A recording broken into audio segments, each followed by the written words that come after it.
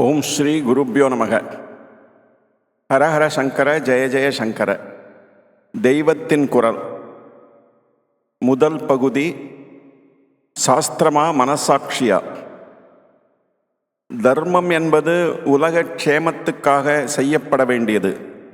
துளிக்கூட சொந்த வெறுப்பு இல்லாமல் சமஸ்த பிராணிகளும் க்ஷேமமாக இருக்க வேண்டும் என்ற ஒரே சிந்தனையோடு மகான்கள் தர்ம நூல்களை தந்திருக்கிறார்கள். தர்மசாஸ்திரங்கள் இன்னது தர்மம் என்று தீர்மானம் பண்ணுபவை.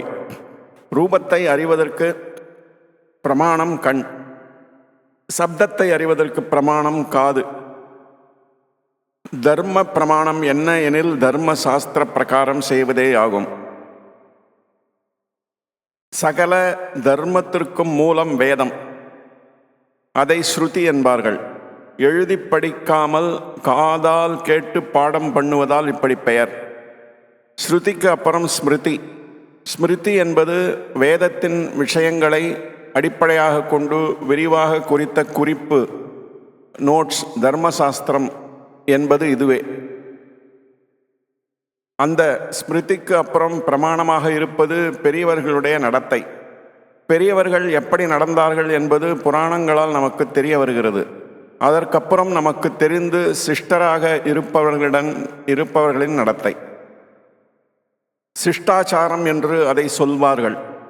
எல்லோருடைய நடத்தையும் பிரமாணமாகாது.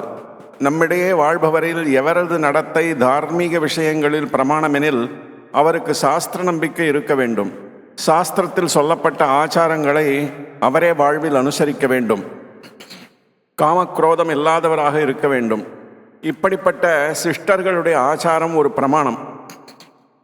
அதற்கப்புறம் நம்முடைய மனசாட்சி. நம்முடைய மனசு நிஷ்கலங்கமாக எப்படி ஆலோசிக்கிறதோ அதே ஒரு பிரமாணம். ஆகவே ஆத்மீக தார்மீக மத விஷயங்களில் பிரமாணங்களை கொள்ளும் முறையில் முதலில் வேதம் இடம்பெற வேண்டும். அப்புறம் தர்மசாஸ்திரத்தை கொள்ள வேண்டும். அப்புறம் பூர்வகால ரிஷிகள் முதலியவர்களின் நடத்தை. பின்பு இப்பொழுது உள்ள சிஷ்டர்களின் ஆச்சாரத்தை பிரமாணமாக கொள்ள வேண்டும். இவைகளுக்கெல்லாம் அப்புறம் கடைசி பட்சமாகத்தான் சாஸ்திர விஷயங்களில் மனசாட்சியை பிரமாணமாக வைத்து கொள்ள வேண்டும். இப்பொழுது எல்லாமே தலைகீழாக மாறிவிட்டன. முதலில் மனசாட்சியைத்தான் பார்க்கிறார்கள், கடைசியில்தான் வேதத்தை கவனிக்கிறார்கள். நியாயப்படி வேறு ஒரு மார்க்கமும் இல்லாத போதுதான் மனசாட்சியை அனுசரிக்க வேண்டும். மனசாட்சி என்று ஏன் அதற்கு பெயர் வந்தது? சாட்சி சொல்லத்தான் யோக்கியதை உடையது. நியாயாதிபதியாக இருக்க அதற்கு யோக்கியதை இல்லை. சாட்சியாக வந்தவன் வாயால் பொய்யை சொல்வான். அதனால் வாய் சாட்சியை நம்புவதற்கில்லை. ஆனால் மனம் பொய் சொல்லாது. மனசுக்கு எல்லாம் நிஜமாக தெரியும். நெஞ்சை ஒளித்தொரு வஞ்சகமில்லை என்று ஔவை பாட்டி சொன்னாள். ஆகவே அதை சாட்சியாக மட்டும் வைக்கலாம். இப்பொழுது மனசாட்சியை தர்ம விசேஷங்களில் ஜட்ஜாகவே வைத்து விடுகிறார்கள். இன்னது நடந்தது என்பதை நிஜமாகவே இது சொல்லும். இதுதான் நியாயம் என்று அதனால் தீர்மானித்து சொல்ல முடியாது.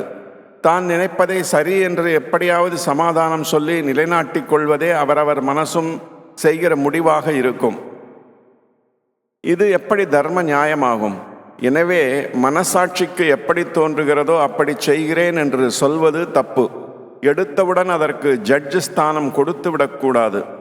ஒருவித வழியும் இல்லாமல் போனால் நீதான் சாட்சியாக இருந்து எல்லாவற்றையும் பார்த்திருக்கிறாயே, உன் அபிப்பிராயத்தை சொல் என்று மனசிடம் கேட்கலாம்.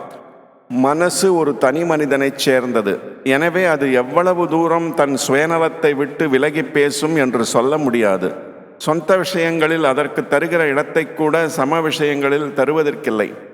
தனி மனசு என்ற நிலைக்கு மேலே போய் முழுக்க லோகக்ஷேமத்தையே சொன்ன ரிஷிகளின் அபிப்பிராயம்தான் தர்ம விஷயங்களில் பிரமாணமாகும்.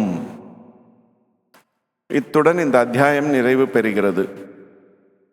ஓம் சாந்தி சாந்தி சாந்தி.